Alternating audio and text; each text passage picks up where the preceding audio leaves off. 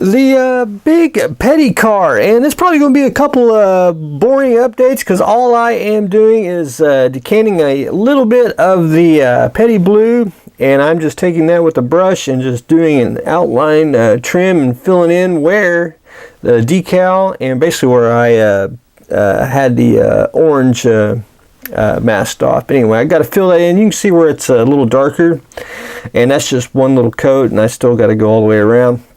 I just basically do a section at a time. Once that really dries, then I go back at it and do it again, and then I'll work my way around, and then I'll go back again and fill it in one more time, and then we should be at the correct color. So anyway, I got to do that. That's basically the boring part, and then a few other little spots, like the little corner there, just a little bit of especially there around the windows, just little stuff, no big deal. Anyway, you can see where I need to paint that blue, and then be good to go on that. So that's going to be a little bit of the boring update on the big petty car. The Adversary, I went in and tinted the clear parts with the appropriate colors, and they look pretty darn slick. And I put them on with micro crystal clear, which is my white glue of choice, and I'm just waiting for that to dry. But see, it gives it a nice, especially with the orange clear parts, it makes the little tan, I think, a lot better than, I know the Ferengi is supposed to be orange, but I think it looks pretty darn slick. And I assume they had to have different color shifts, and I think it looks pretty darn slick that way. But anyway, waiting for the clear parts dry and finish these up, and I'll probably send them off as well. Same way with Mr. Klingon. We are pretty much done with him. Just needs a little bit of a not a clear coat. I think I'm going to shoot him flat. Klingons need to be dull and not a little sheen there. But anyway, there is that. Fun builds. I mean, if you just ever want to basically a weekend Star Trek builds, I highly recommend the little Adversary sets for just a quick, fun build.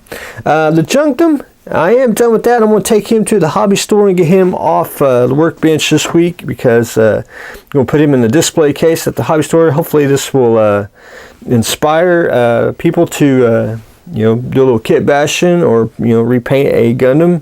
But anyway, I want to talk about pigments. I do a lot of Vallejo pigments because they're just they are easier to actually get, and they're cheaper too, and plus I had coupons. And so anyway, pigment fixer, I had someone ask. I use the Vallejo kind, and what I do, if you use this straight out of the bottle and to fix the pigments on here, it actually get I want to say rock hard. And if you really want them rock hard, you can always add a little bit of future in it, and it just makes it especially if you want like encrusted mud. But for little stuff like here, what I do is I take this, basically put it in a palette, and I basically do let me get my dirty paint water. I basically do about 40% in a little bit of the palette here, and then about 60% water. I really get it really thin. This way, once it dries, because it will dry the pigment hard, it just will be a little more softer on it, and it'll get in. Once you do capillary action, once you get your, where's Mr. Brush? Once you get a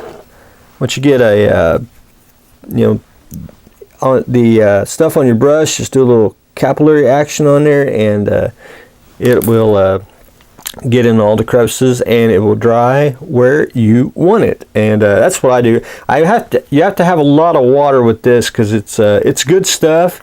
I know everyone uses MIG and AK and all them, but I like the Vallejo one real well. I think it's just one of those that hardly no one ever talks about. Anyway, good stuff.